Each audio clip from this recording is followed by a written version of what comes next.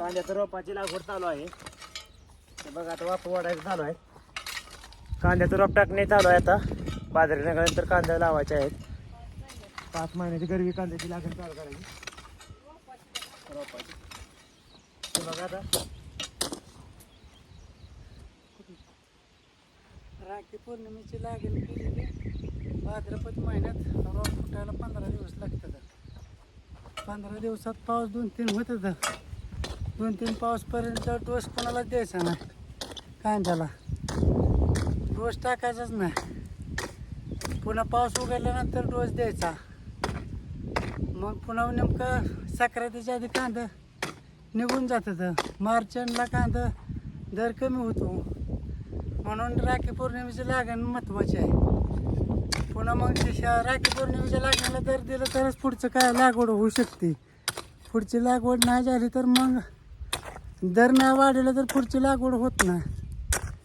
माणूस म्हणतो आताच दर नाही तर पुन्हा कुठं करायचं, मग कांदा कॅन्सल होतं. म्हणून राखी पौर्णिमेच्या लागणीला दर वाढला तरच फायदा होतो लावणाराचा.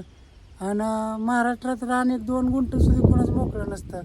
कारण कडधान्य सगळं त्या हंगामाला होतं 7 जूनच्या.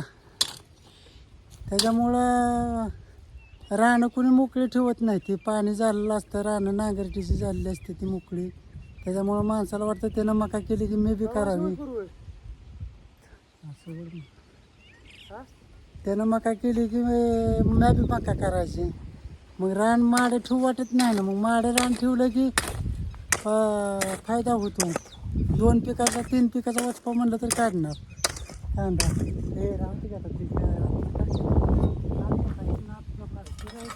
ते म्हणते की राहते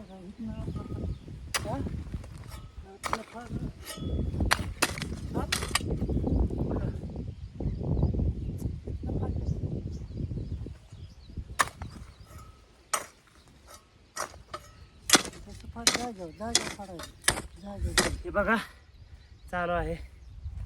हे असं शिकवायला लागतं पोराचं. इतकं सोपं आहे का? गुराक किती नाही काम केलं. आता बघ माझं कसं झालं.